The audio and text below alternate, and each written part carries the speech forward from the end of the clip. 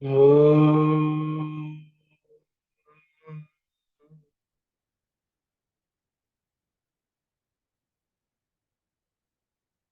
Om.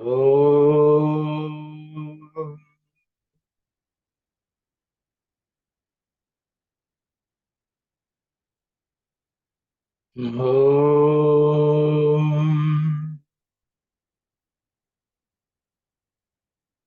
Om. Sahana bhavatu. Sahana bhunaktu. Sahaviryam karavavahai. Tejasvinavadhitamastu. Ma vidvishavahai. Om. Shanti, Shanti, Shanti.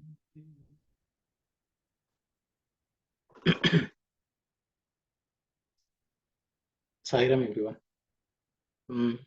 As you all know, we are looking at Purusha Suktam. We had looked at the first mantra briefly last week. So I think we will continue from there because we did not really dwell too much on that. So we will look at it today again. There was a request that, it will be nice if it's chanted before we do the class. So I will just chant. I've chosen 3 mantras to chant today, to learn today. So maybe I will chant it briefly and then we will continue the class. Hari Om Gananam Tva Ganapatigum Havamahe Kavim Kavinamupamashravastamam Jeshtarajam Brahmanam Brahmanaspata Anashunvanutibhisida Sadanam Prano Devi Saraswati Vajebhir Vajinivati Dhinama Vitrevatu Ganeshaya Namah Saraswatyai Namah Shri Gurubhyo Namah Harihi Om. Om Tachayyo Ravrinemahe Gatum Yajnaya Gatum Yajnapataye Daivi Swastirastuna Swastirmanushebhyah Urdhvam Jigatu Bheshajam Shanno Astvidvipade Samchatushpade. Om Shanti Shanti Shanti. Sahasrashesha Purusha Sahasrakshas Sahasrapat Sabhumim Vishwato Vritva Atyatishtatdashangulam Purusha Evedagum Sarvam Yadbhutam Yaccha Bhavyam Utamritatvasyeshanah Yadannenatirohati Etavanasya Mahimam Atho Jayagascha Purushah Adosya Vishwabhutani Tripadasya Amritam Devi. Om Shanti Shanti Shanti. Sairam, everyone. So we look at the Shanti Mantram last week. So we will look at the first mantra, first Rik mantra.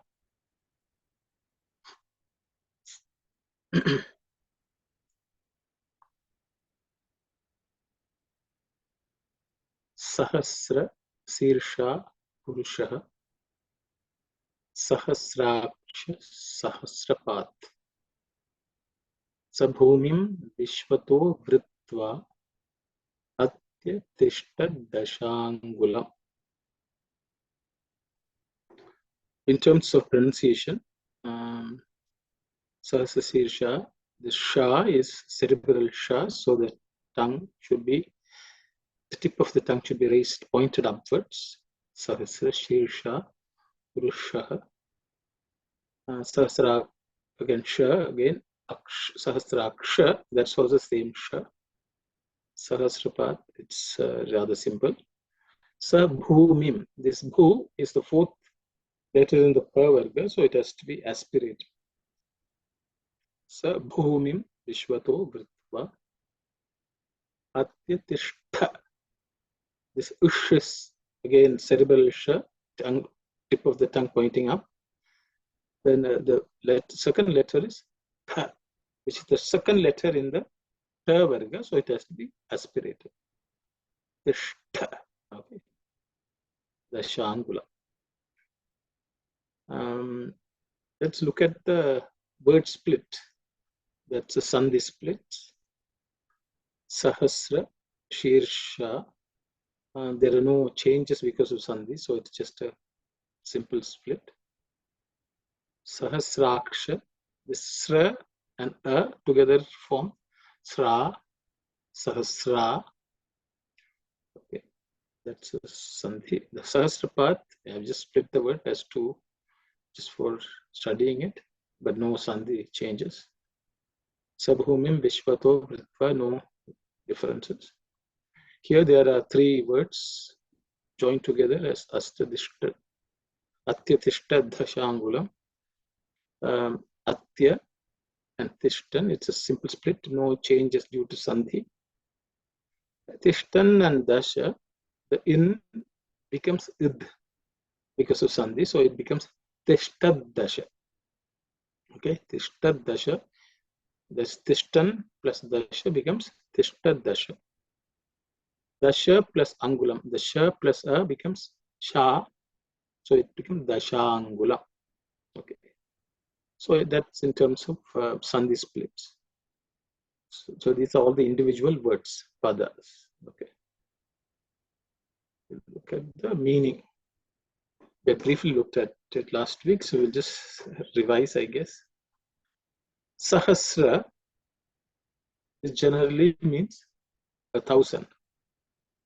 But Sahasra is also Ananta, infinite. It denotes something infinite.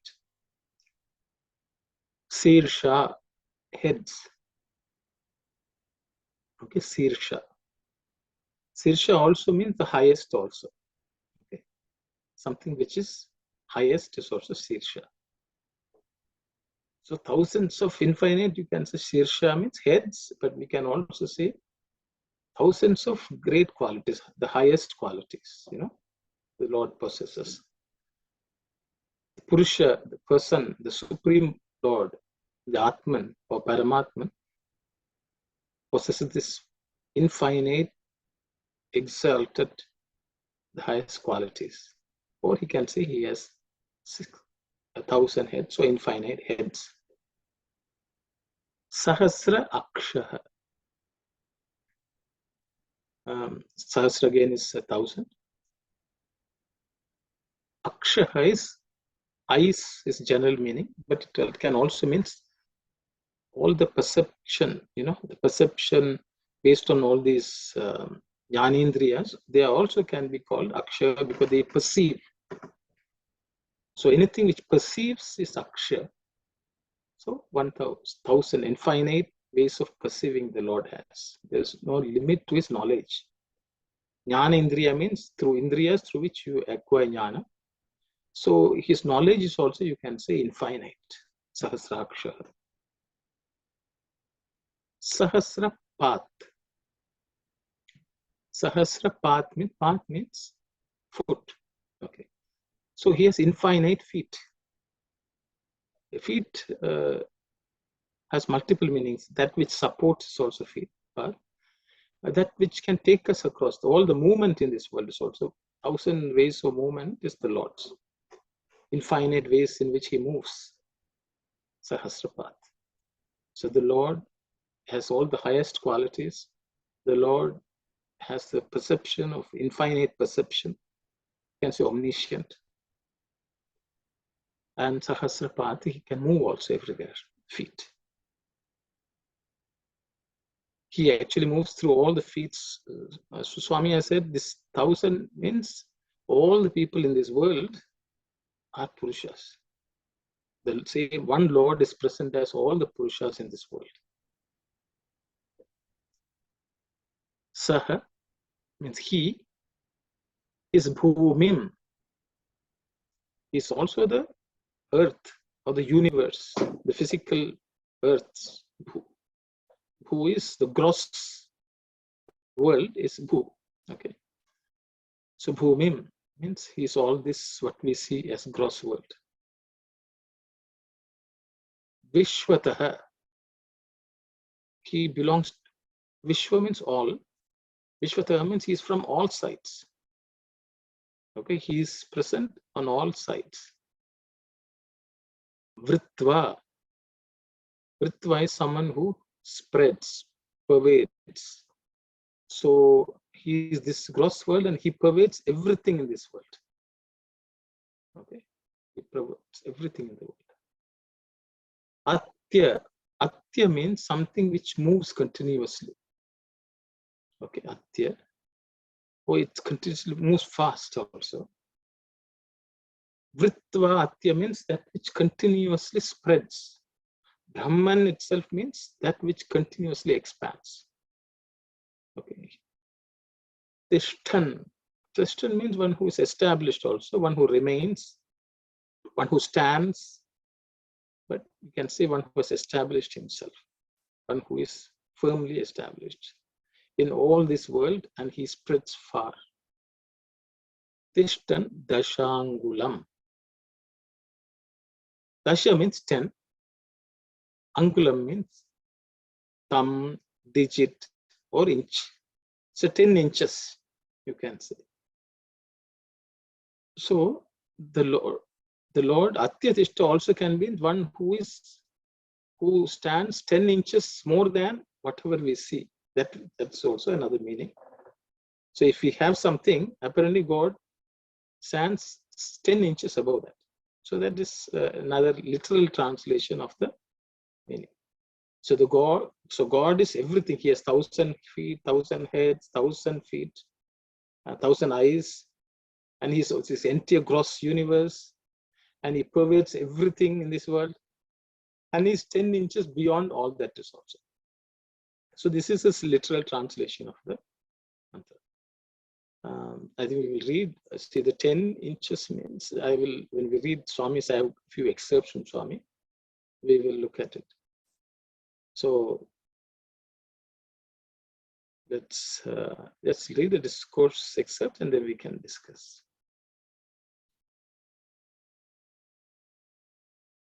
Sahasra Sirsha Purusha Sahasra Sahasrapad. God has 1,000 heads, eyes, and feet. In Vedic time, the population was in thousands, and our ancients considered that all heads, all eyes, all feet belong to the Purusha, the cosmic being. They sanctified their lives with such noble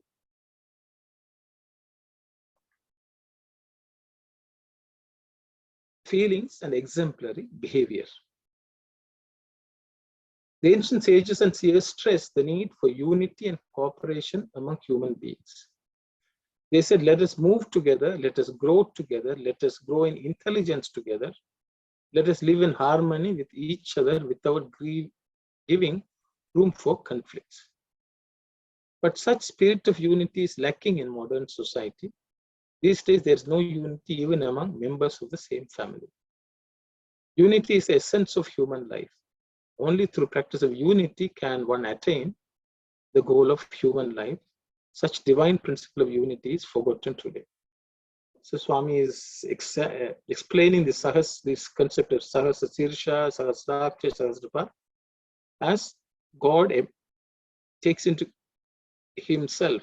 He is everything in this universe. All the human beings who are living in this earth is the same Supreme Purusha.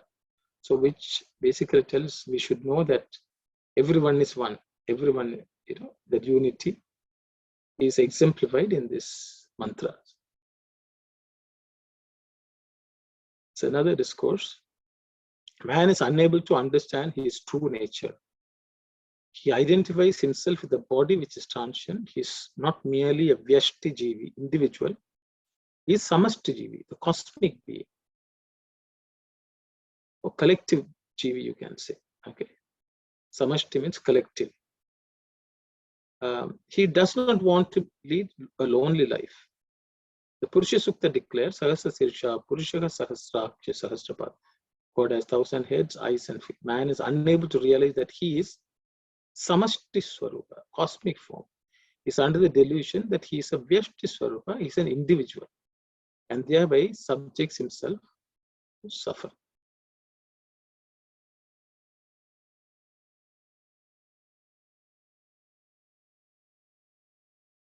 Another except one whose heart is filled with love will see the manifestation of divinity everywhere.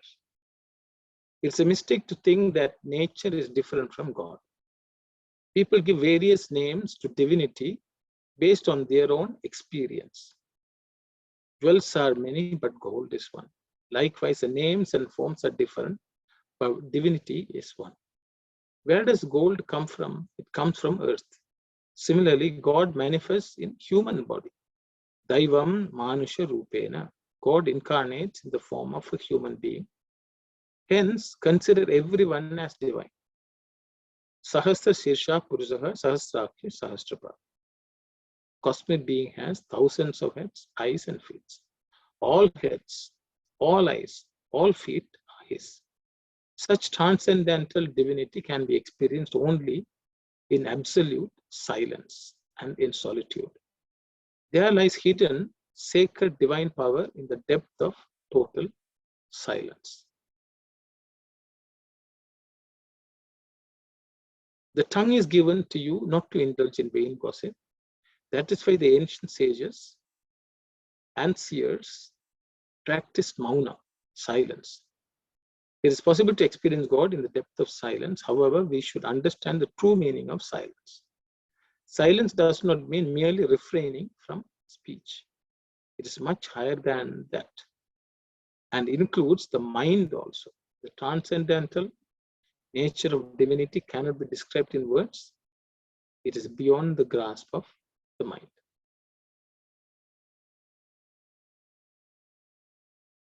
Another excerpt I have. You are indeed blessed since front among the billions of people on this earth. Sorry.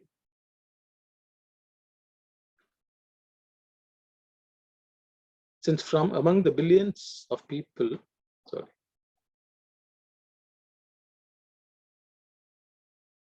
You alone were able to come into this congregation, this presence on this occasion. People gather in many sacred places for Shivaratri, but you were able to be here on this thrice holy day and witness the emergence of the Dashangula Swarupa. The Upanishads declare that God is Atyatishta Dashangula. So Swami is quoting from this exact mantra. The 10-inch symbol of Kala, time, and Desha, space. Manifestation of divinity as described by sage Kapila. The incarnation of Narayana himself. When Kapila, who too was the personification of time and space, was born, he called upon the gods to gather in the presence and take darshan. His mother, who called upon the gods, is therefore named Devahuti, she who called the gods. And when the gods came, Kapila asked them, don't you know who I am?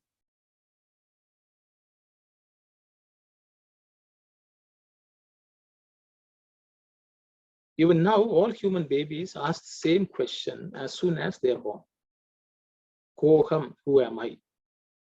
I have had the unique good fortune of witnessing the emergence of time, space embodiment in the linga form. I assure you that you are released from the bondage of birth and death. Recollect and live in the recollection of that moment of emergence and meditate on the significance of the linga form. This is the chant that is seldom gained through the performance of yajnas and yagas or other elaborate rituals, or as a result of years of arduous sadhana. When you asked what happened in Prashantanilayam, tell them that your life's mission has been fulfilled, that you are able to witness the Lingodbhava, see the Linga which emerged during the auspicious hour. The Linga, as you can see, is Dasha Angulam, 10 inches in circumference. It has within it, shining with the native light, the Trishula, three-pronged spear of Shiva, symbolizing the three phases of time, past, present, and future. And the three dimensions of space, earth, sky, and nether regions, as mentioned by me already. Time is measured in units of 10, 60 Vigatikas, 60 Gatikas, and 360 days for the year. And in this linga too, as you can see, even from where you are sitting, the color of Trishula inside the linga changes into a new one every 10 minutes. The handle of the Trishul demonstrates the one, of which the three are manifestations. This is the grand mystery that has been revealed to you. You have witnessed the divine creation. You have seen the divine symbol. You have shared the bliss.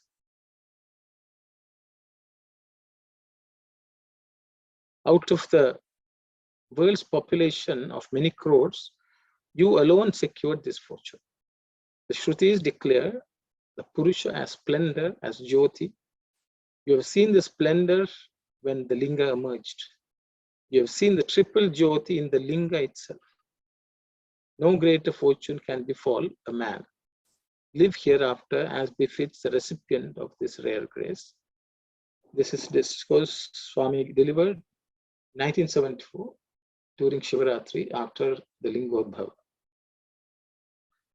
I accepted this because Swami has given the meaning of this Atyatishta Dashangula there. And Swami made reference to Kapila, explained to his mother Devahuti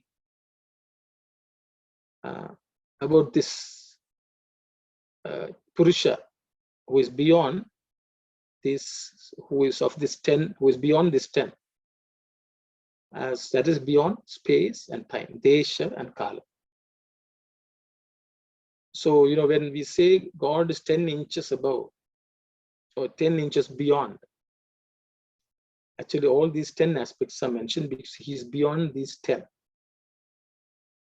So then the question is, so for, you know, I don't want to go into too much detail on this, but in the Bhagavatam, in the 3rd chapter, the incarnation of Vishnu as Kapila Rishi is mentioned. And as Swami has said, Kapila explains what is this 10 and beyond is. And so just to give you a summary, Swami has also briefly mentioned here, so I can just show you. So time is past, present, and future. Time is past, present, and future. Past, present, and future is nothing but the 3 gunas: Sattva, Rajas, and Tamas. And the Sattva, Rajas, and Tamas are reflected by Shiva, Vishnu, and Brahma, the 3 aspects of time itself: the creation, the maintenance, and the dissolution. So these 3 deities symbolize the 3 times: past, present, future, birth, existence, and dissolution, Shiva, Vishnu, and Brahma. They symbolize this 3-pronged Trishula, you know, the 3 times. And Swami says the Purusha is the staff, which is 1, which manifests as the 3. Then the space is considered to be 7. Again, Kapila talks about it. He says originally the creation is Mahat Tattva, Mahatattva, you can say Parameshwara, or whatever different people give different names. That Mahatattva. Then there's something called Ahankara. Okay, Mahat and Ahankara. The Ahankara is already caught in the Maya, and it thinks that Aham is this body or mind. And then the 5 elements together, they form 7. Mahatattva, Ahankara, and the 5 elements. So these are the 7 aspects of space itself. With the 7 elements, you can say Akasha, that space, air, fire, earth, water, and earth. These are the 5 elements. So all these 7 symbolizes the 7 aspects of space. The time is represented by the 3 gunas. So this forms the 10. So the God is beyond these 3, who surpasses these 3. This is the way Kapila explains who the Purusha is to his mother. So as in modern day language, in the Puranas and all, they will say the 7 lokas. And of course, the 7 lokas also said earth, sky, and nether regions. So there are 3 sets of 7 lokas also. So it goes on and on. But these 7 lokas represent these 7 aspects of space. Space and time is this entire creation. So that's roughly the Dashangla. So these 7 spaces are also something which our senses perceive. 5 of them, the elements. Each of our senses also refer to these 5 elements. So God is beyond the perception of the senses, perception of the mind, even perception of the buddhi. Okay, so he's beyond all that, and he transcends time, which has a 3 past, present, future. That is God. That is Purusha. Atyatishta Dashangula. This is the way Swami has explained. So I don't know whether you all remember, even in the Purusha, in Rudram, the last Anuvaka, 11th Anuvaka, there's a lot of 10s come, who is 10 above, 10 below, and so on. If you'll go back and refer to that. So that is Purusha, who cannot be perceived in any way and who is beyond anything which humanly we can perceive. And I think there were 2 questions last time. So briefly, I think there's a question of why the limbs are mentioned of God and so on. The reality is, why Purusha Suktam describes this means we are all human beings. We only understand human concepts. So even a concept which is beyond the human, the only way human being can perceive is only when we can perceive in a human dimension. That is the reason God also takes avatar. He descends down so that he can explain what is beyond the divine, human. In the discourse, Swami says, elephants think God is like an elephant. Tigers will think the God is the best, biggest tiger, because that's the dimension in which they can understand. We are all reading English. We are speaking in English because why? We understand this language. So in concepts which are beyond this language has to be explained only in this language. So many things. So it is easy for us to love, understand, and appreciate another human being. We may not be able to understand what an animal is. So that is the reason God descends down to give that experience. And many of us, may have read in books, heard from somebody else, and think God is Shiva, God is Vishnu, God is Shakti, and it may appeal to us, and then we pray. But it is the form which is used is only to experience that which is within. A child will ask for different shapes of candy. Swami says candy is all made of sweet sugar, but some people say, I want that elephant, I want this tiger, I want another shape of a house or something like that. But all of them are made of the same candy. same sugar. So the idea is, even though we consume those shaped candies, what we are tasting is the essence, which is sugar. So that's the reason different forms come, different aspects of human being is described, so that we will understand divinity from where we are. So I will stop there and we will move on to the next mantra, if it's okay.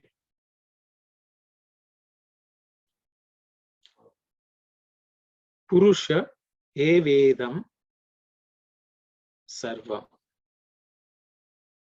yad bhutam yaccha bhavyam utamritatvasyeşanah yadannenati rohati. Purusha evedam sarvam yad bhutam yaccha bhavyam utamritatvasyeşanah yadannenati rohati.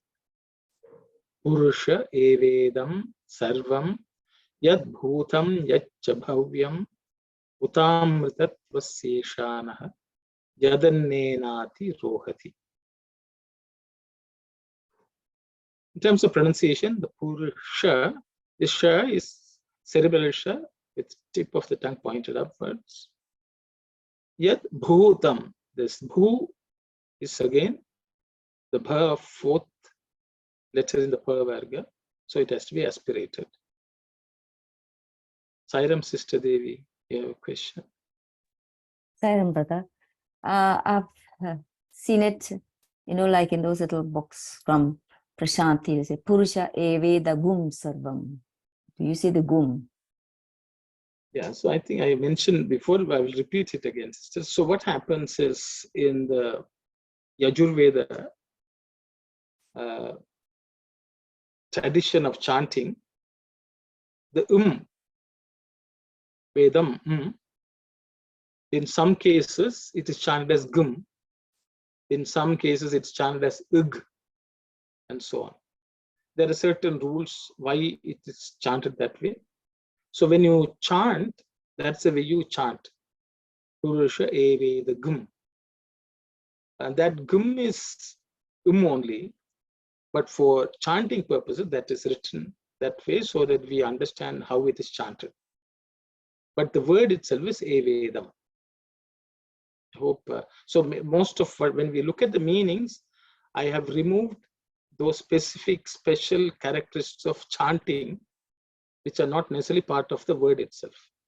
I hope that answers your question.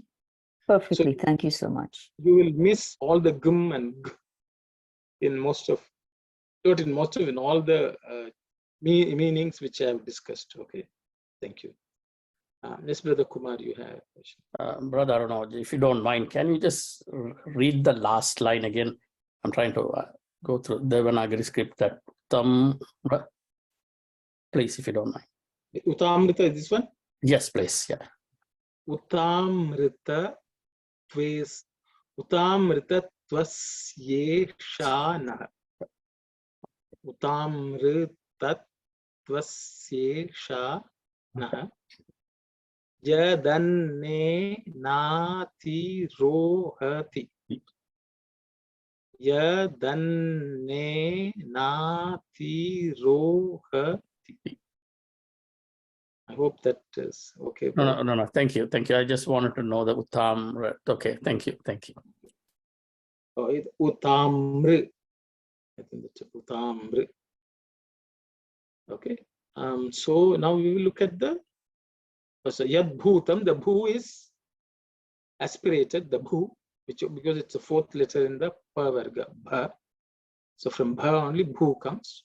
So it has to be aspirated. Bhavyam, again this Bha is again the same letter, which is the fourth letter in the Pa Varga. It has to be aspirated with extra air. Bhavyam, okay.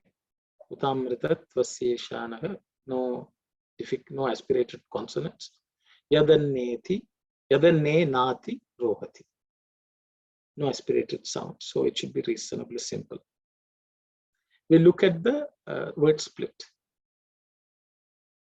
Purusha, same. Evedam is comprised of two words. Eva idam. Eva idam. And then sarvam. Yat bhutam becomes yad bhutam. Okay. Yad, the it becomes id because of sandhi. So that's how you get yad bhutam. Yat bhutam becomes yad bhutam. Then yat plus cha becomes yacha. It has become ich because of sandhi. So it's yacha bhavyam. Then the next word here, Utamritatasya Shana, is made of three words. Uta amritatvasya ishanaha. Uta amritatvasya ishanaha. Uta and a, the ta and a becomes ta. Uta amritatvasya. The ya and e becomes ye. Se. Okay. The sya plus e becomes se shanaha. So that's sandhi. Then the next word, again three words, the compound words. Yat plus annena becomes yadannena. It has become the, it, and it plus a becomes the. That's how you get yadannena. So yadannena. Na plus a becomes na. Okay. Yadannenati rohati. So these are all the sandhi splits. So you have all the split words. So in the pada form or word form.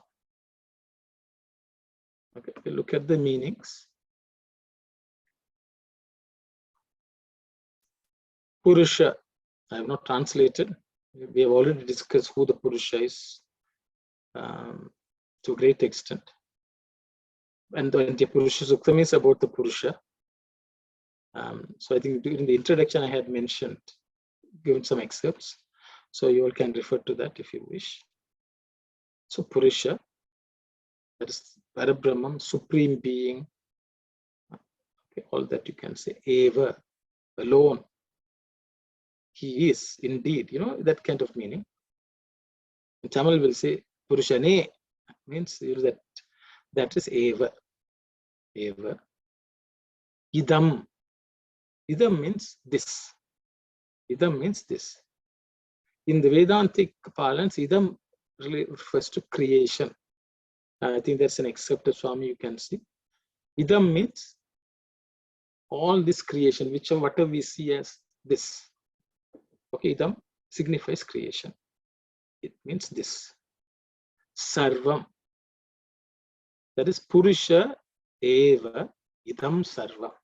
So all this creation is nothing but Purusha. Purusha evam idam. Purusha eva idam sarvam. So there are many Upanishad texts, you know, they'll say Ishvara, you know, Ishvara Sarvabhutanam, Kalvidam Brahma, you know, Idam Sarvam, Kalvidam Brahma, like that.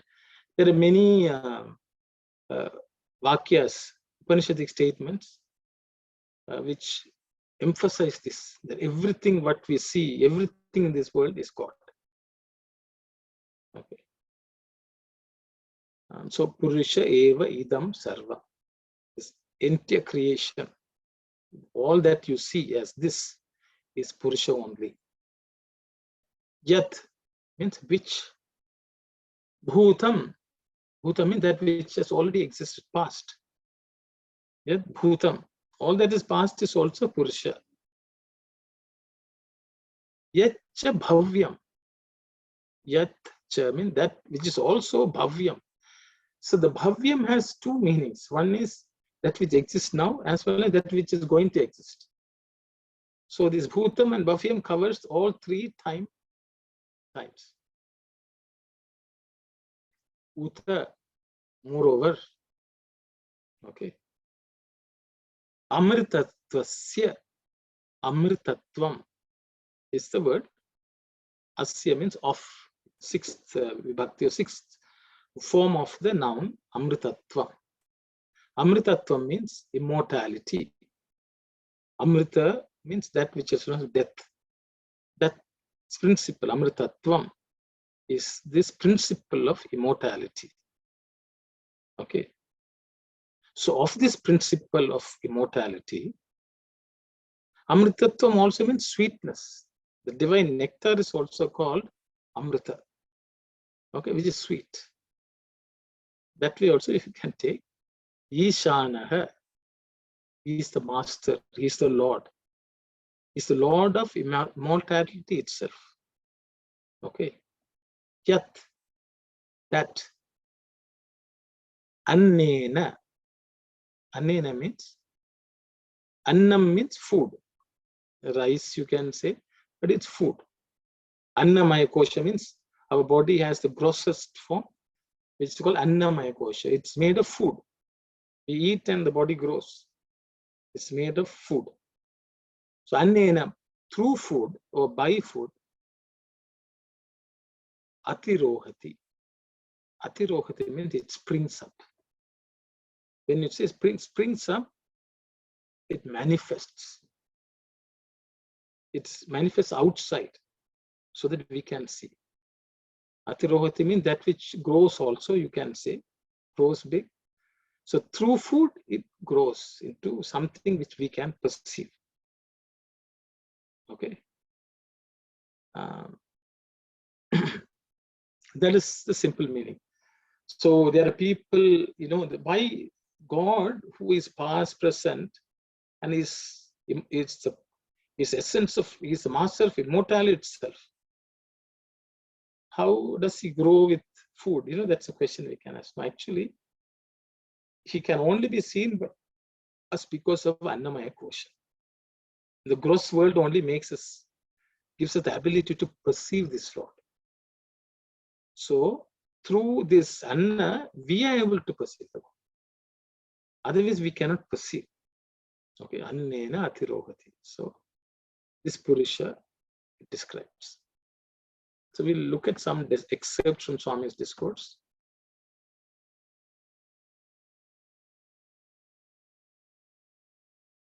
Creation, that the phenomenal universe, is within the comprehensions of the senses. All that we hear, see, and experience are within the purview of our senses. We refer to all these things as this, and this, idam. But what is beyond the senses is referred to as that, tat. Purnamada, Purnamidam. That is full, this is full. The term that refers to something which is distant. From what is that distant? From what is this near? We use the term this to refer to the things which are within the purview of the senses. That refers to what is beyond the senses. So what is beyond the senses has been called Adhyatmik. What is below the senses has been called Bhautika, elemental constitute of the 5 elements. We are simultaneously below the senses and above the senses. Below the senses is the body. Beyond the senses is Hridaya, spiritual heart. That eternal Hridaya is encased within the perishable body. It is like keeping the valuable jewels in a relatively cheap iron safe. Divinity is the valuable treasure kept in the iron safe of the body. This indicates our true form. So this is a discourse Swami is talking about. So I specifically took it because to explain idam sarvam. Okay. Purusha eva idam sarvam. We'll get another excerpt of Swami. From the principle of Brahman emerged Akasha, ether. From Akasha, Vayu, air, originated. From Vayu, Agni, fire emerged. From Agni, Jala, water emerged. From Jala came Prithvi, earth. From Prithvi, Oshadhi, vegetation emerged. Oshadhis gave rise to Annam, food, and man is born out of food. Thus, you see that man and Brahman are intimately related. On this basis, Lord Krishna declared, Amaivamso Jivaloke Jiva Bhuta Sanatana. The eternal Atma in all beings is a part of my being. Without the principle of Brahman, nothing can exist, be it either air, fire, water, earth, vegetation, or food. And man cannot survive without food. On this basis, the Vedas declare Annam Brahma, food is God. What is food? Does it constitute merely cereals and vegetables that we consume? No. The whole world is composed of food. One body is the food for another body, other body. That which is consumed is food. That which one consumes, food is also food. Everything that exists in this world is food. Therefore, it is said, food is God. Swami is referring to this cycle, of food itself. Something that is eaten by something else, and so on. So this entire world it eats something and it also becomes food for something else. That is Annam. And through this is the process of creation. And so Swami nicely explains. So this explains, Yadanenati Yada Yat Annena Atirogati. Okay.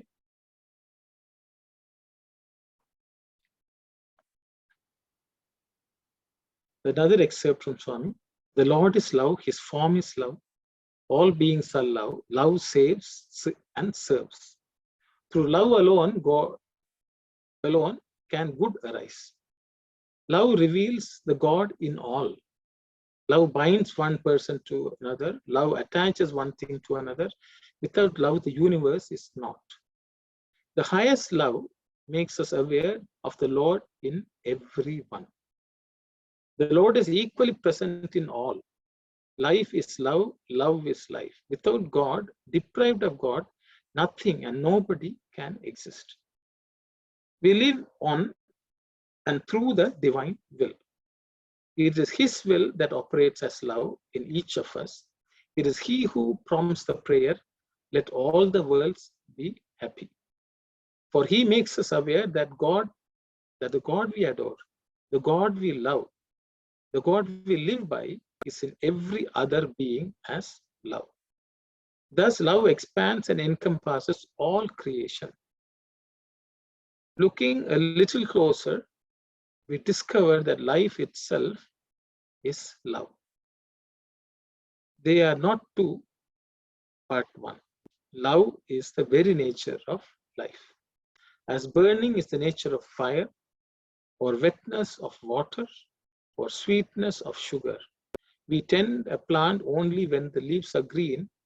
When they become dry, the plant becomes a lifeless stick. We stop loving it.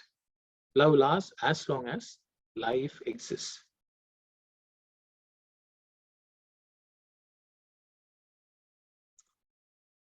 The mother is loved as long as there is life in her. When life departs, we bury her without the least compunction. Love is bound with life. In fact, love is life. The person with no love to share is as bad as dead. This is the reason why love expands in an ever-widening circle. Love is the fruit of life. The fruit has three components: the skin, the juicy kernel, and the seed. To experience the fruit, we have to first remove the skin. The skin represents egoism, the I feeling, the excluding, limiting, individualizing principle. The seed represents selfishness, the mind feeling, the possessive, the greedy, desireful principle. This too has to be discarded. What remains is the sweet juice, the rasa, which the Upanishads describe as divine, the love supreme. Parama prema is jyoti, amritam Brahma, apo jyoti rasomritam Brahma. Everyone has a right to partake of this nectarine prema, to share it with others. No one is excluded on the basis of race, caste, creed, and place of origin. The only condition is have the skin and the seed been removed. So I picked this up because of the Amritatva. Amritatvasya Ishanaha. God is the embodiment of love. Prema Swarupa. Okay. Is Amritatvasya Ishanaha.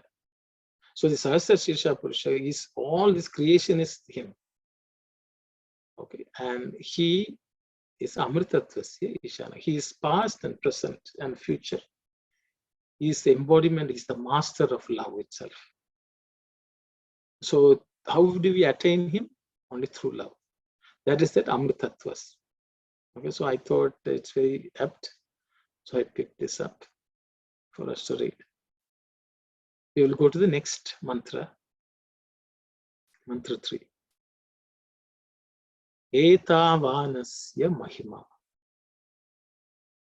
Ato jyayascha purushaha. Padosya vishwa bhutani. Tripadasyamritam divi. Etavanasya mahima. Ato jayanscha purushaha. I think again, Sister Devi will ask jayagumscha. I know something like that. Ato jayangascha purushaha. That's the way they chant. But the word itself is jayamscha. Ato jayamscha purushaha. Padosya vishwa bhutani. Tripadasyamritam divi. Etavanasya mahima. Ato jyayanscha purushaha. Padosya vishwa bhutani. Tripadasyamritam divi.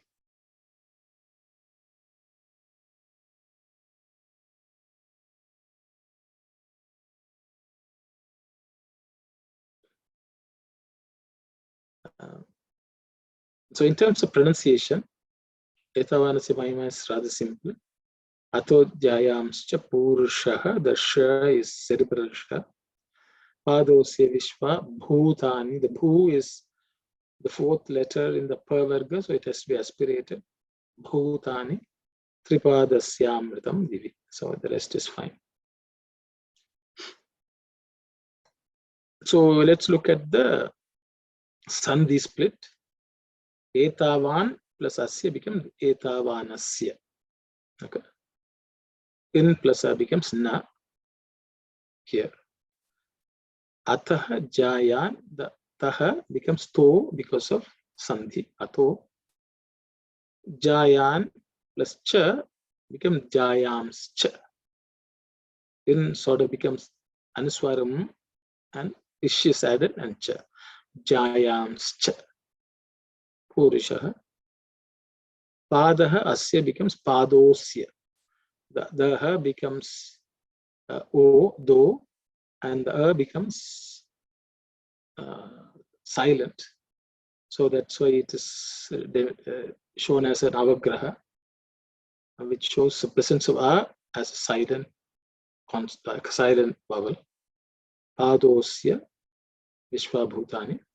Tripadasya amritam becomes ya plus a becomes ya. Tripadasyamritam. Okay, ya plus a joined to make ya. Okay, those are the sandhi splits. We will look at the meanings.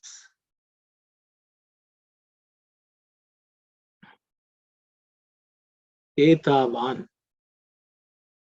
Etavan means all this, whatever we described so far.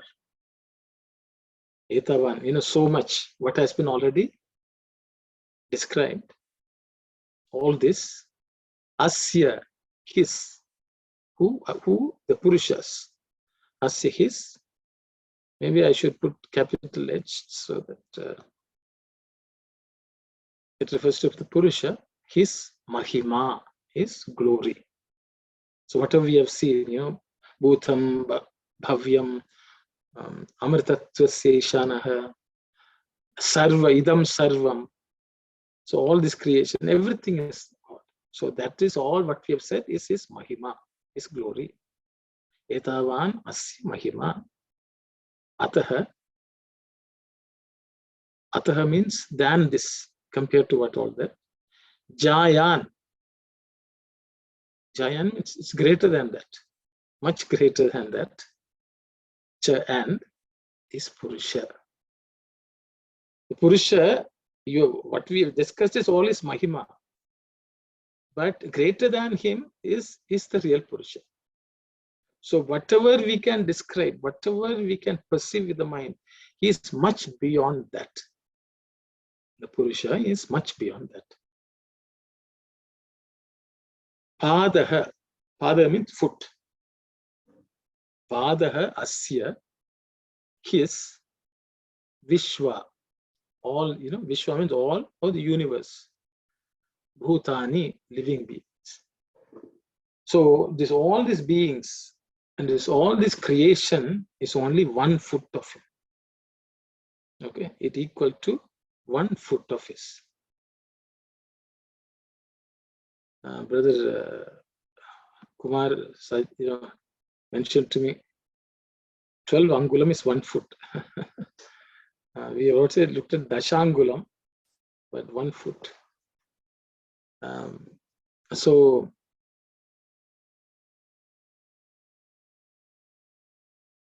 Tripadasya, 3 feet. So 1 feet. Brother, sorry, Dashankulam, but what you were trying to refer, Brother Kumar is saying 12 angulam is 1 feet, and you were saying about Dasangulam, that is 10 angula, right? Yes. So what is the, I didn't understand. He saw the words because the word angula is used. Yeah. Feet is also used. So Brother Kumar said angulam, 12 angula. Dashangulam we have covered. Yeah. Atyatishta dashangulam. The Lord is beyond that 10 inches. If you want to 10, dashangulam means 10 inches. Yes. Atyatishta dashangulam, he is beyond the 10 inches. Beyond the 10 inches is 12 inches. 12 inches is 1 foot. But this 1 foot is only all this creation and all the beings. Okay. Now we will go to the next one. Tripadasya Amritam. The Amritam, the immortality is 3 feet. Mortality, what we see in this world is all mortality. Everything will die one day. It will not last. But Amrita, God is Amritam also. No, Amritatvasya Ishanaha is so. Immortality, nectar. Okay. It's of 3 feet. If mortality is 1 foot, Amritatva is 3 feet of the Lord. Okay. Divi, heaven. Heaven is the only way we can understand. That means that is which is beyond. See, Swami also mentioned in his discourse, Idam means all this. What is beyond this? That. If what we see is only 1 foot, what we don't see is 3 foot. So we should also see the pada also means a quarter. If you take a full circle, 1 quarter is also called pada in Sanskrit. 1 quarter of anything is called pada. Okay, 4 padas make something whole. Okay, 4 padas make something whole. See, actually, even in our Tachayor Avrani Mahevi, there's something called Dvipade, Chatushpade. It's said, generally we'll say, let this 2 foot human beings be good, 4 feet animals be good. Okay. But that Chatushpade also means this. God is also 4-feeted one. What is the 4 feet? 1 foot is all this creation and all the beings, what we see. That which is beyond is the other three. Tripadasya Amritam Divi. So that means what we don't see is much more than what we see. Something like what we see is the tip of the iceberg. What we don't see is the rest of the iceberg. That means it is just, you can say, why this quarter, can we measure it, all this can come. But when we can't see, how can even we measure Divi, heaven, which is the rest of the three. Okay. So that was, I hope that answers. Okay, so I took one excerpt of Swami from Sutra Vahini. Let's take a look at it. There are two excerpts from Sutra Vahini, chapter 10. I don't know, Sutra Vahini is written by Swami, dealing with a few sutras from what's called the Brahma Sutra. Just by way of context. See, Vyasa composed something called Brahma Sutras. Okay, and they are the aphorisms on Brahman. So every Hindu is supposed to have to study what are called Prasthana Traya. Okay, three basic texts which Hindus are supposed to study. Those three texts are Bhagavad Gita, Upanishads, and Brahma Sutra. These three texts, if one does not study, one cannot become a Hindu. One will not know what is Hindu. One will not know what is Sanatana Dharma. So these three texts have to be studied. One is Bhagavad Gita, the other one is Upanishad, and the third one is Brahma Sutra. For all these three, Swami has written Vahinis. Gita Vahini deals with Bhagavad Gita, Upanishad Vahini deals with Upanishads, and Sutra Vahini deals with Brahma Sutras. So Sutra Vahini, Swami is discussing various sutras, aphorisms. So this is from the 10th chapter, so I will just read.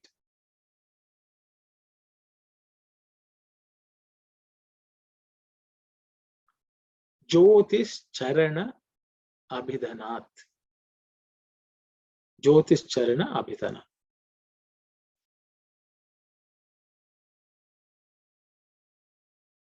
The word light, Jyoti, in the Upanishads does not connote the physical light of the material world. When material limits or qualifications like feet are specified, how can the immanent or pervasive entity be indicated? Such a limited or qualified phenomenon cannot become the object of adoration and meditation. When the word light is understood to mean the light having certain natural characteristics, it cannot signify Brahman, the universal absolute. The hymn in praise of the cosmic person declares, Padosya Vishwa Bhutani. The entire cosmos with all its component elements is but 1/4 of his glory.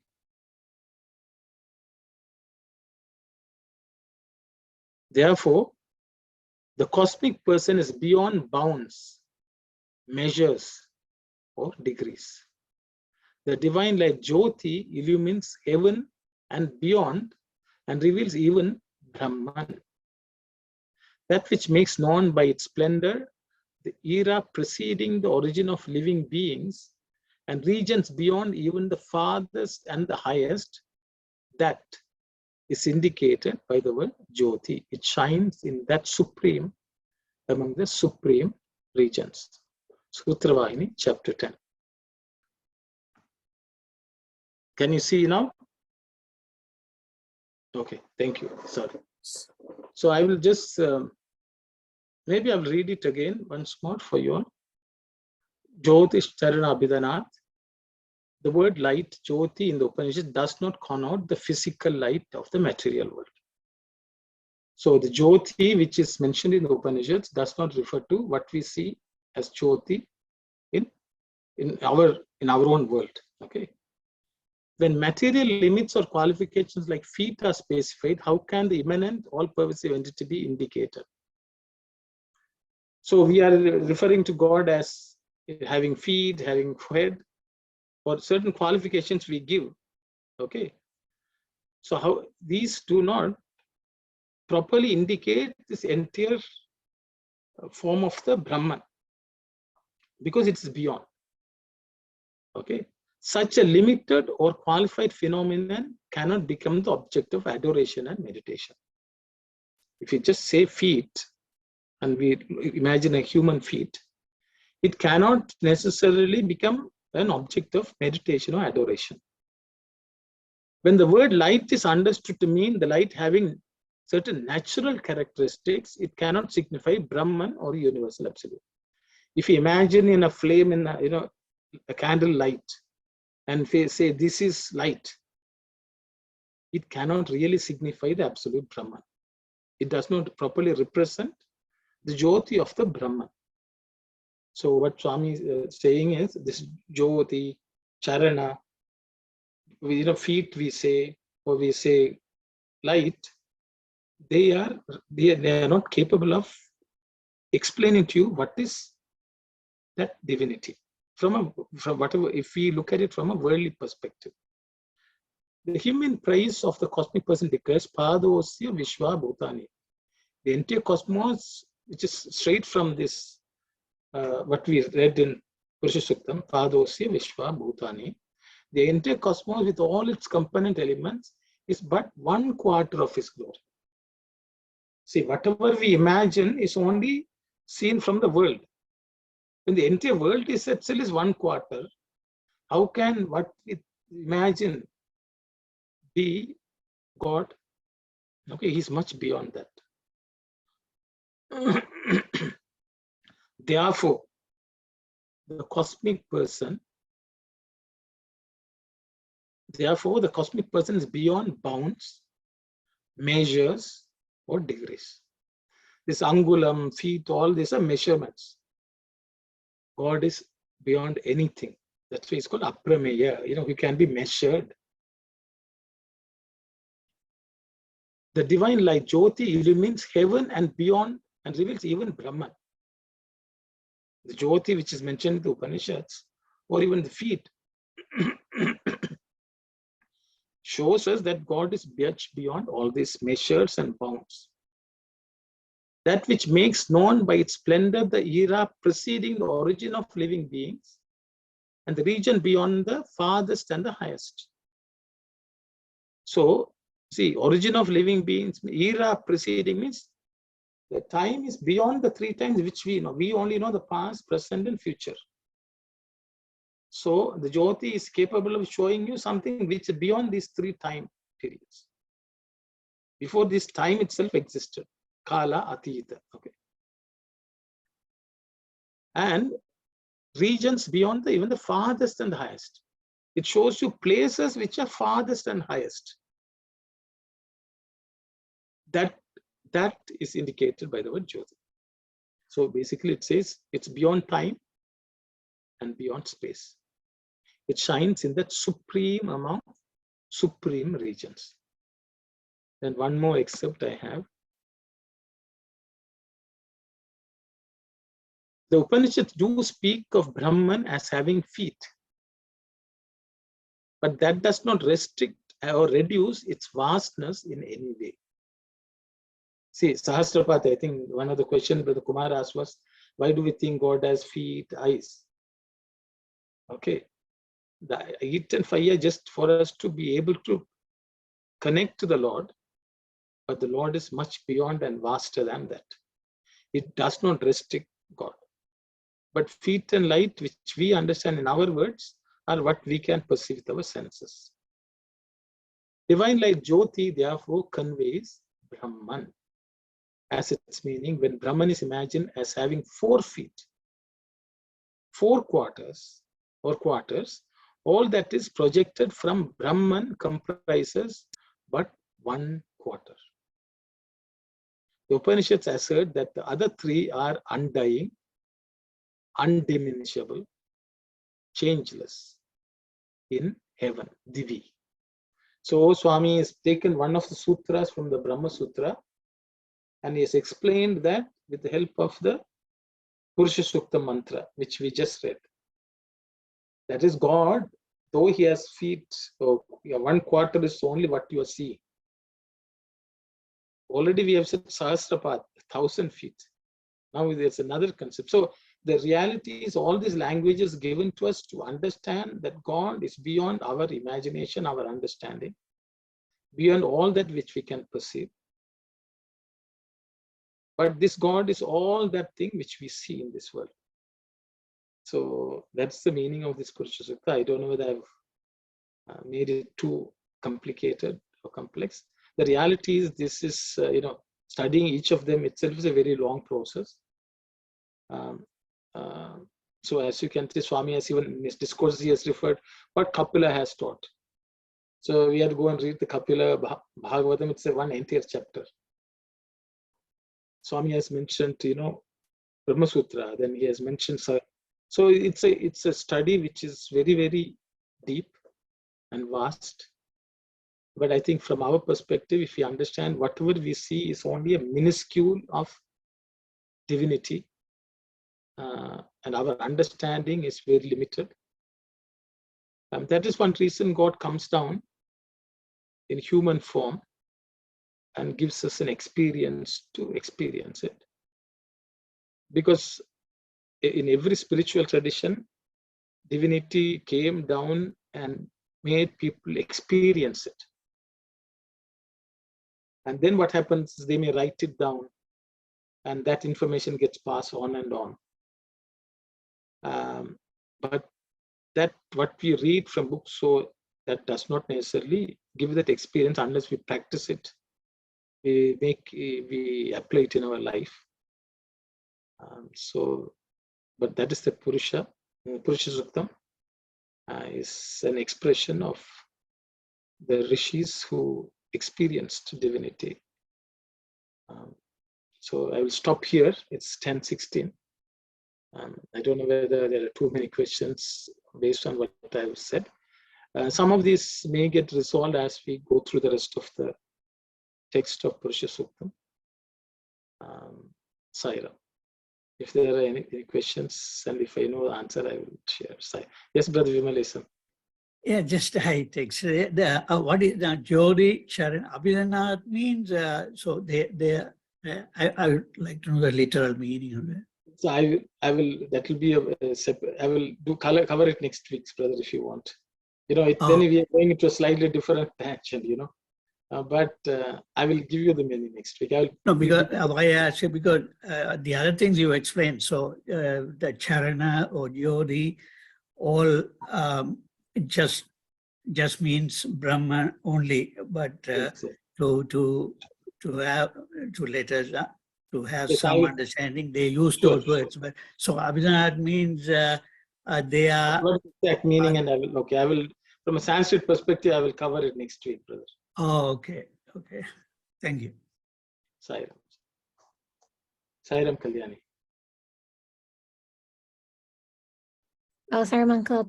And the second verse that you covered, Anena Ati Rohati.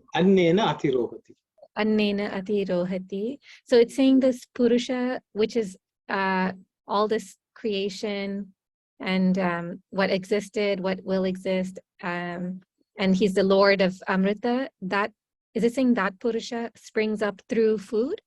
Yes. So the thing is, this line itself has induced so many people to have all sorts of theories. How can you limit God? Does he grow by Anena Atirohati? In one sub-translation, they will say it grows with food. That's another meaning. So the thing is, the same Amritatvam through Anna becomes this. I don't know whether you were able to see. I will just show you I will take this. Okay, this verse. This basically says, the Brahman through Anna Atirohati. He manifests through Anna. or he, manifests through Anna. See, the avyakta, that which is not manifest, becomes vyakta through Anna. So that is nicely explained by Swami in this discourse. Okay. This atirohati, what is this atirohati? This is the meaning. From the principle of Brahman emerged Akasha. From Akasha, Vayu, air originated. From Vayu, Agni originated. From Agni, Jala originated, water. From Jala, Prithvi, earth originated. From Prithvi, Oshadi, that is the vegetation emerged. From Oshadis gave rise to Anna, food. And from food, man is born. So this is the way that Atirohati concept works. So how this Brahman became Atirohati. So that is the individual Jivatma coming into being. So it's a manifestation of the unmanifest. So that's why I picked this up. It basically tells you how from Brahman to Anna, and through Anna, the human being, the man is born. So that is the cycle of creation of every being. So it becomes manifest through Anna. It's Annamaya Kosha is only that which can be perceived by the 5 senses. So in this, what Swami is explaining here, isn't it like the Anna is what sprung forth from Brahman? Yes. But in the verse, is it saying that Brahman springs forth from Anna? Anna through. Oh, see, I think that's the way I put the translation. If through food. Okay. So that's why I chose the word through in English. This Annena, which is the 3rd vibhakti, have multiple meanings. In Tamil, Annathinal, Annathinal. Okay. In Tamil, the 3rd vibhakti is all, through, with, along with, all this kind of meaning is given. By is also another meaning. Okay, so but I have chosen the meaning as through food. So he manifests through food. He springs up for us to experience. Okay. See, the Annam is also Brahma, but it takes on the form of Anna and manifests in this world. So you can say Anamaya Kosha Vijnanam, Anandamaya Kosha Vijnanamaya Kosha, then Manomaya Kosha, Pranamaya Kosha, then Anna. Annam is the grossest form. So through that he manifests. Okay, that's my understanding. Okay, thank you, Uncle. And sorry, I think maybe we had discussed before, but I forgot. What is the difference between Purusha and Purusha? It's the same thing. Same thing? Okay. Yes, okay. Om Samastaloka Sukhino Bhavantu. Samastaloka Sukhino Bhavantu. Samastaloka Sukhino Bhavantu. Om Shanti Shanti Shanti.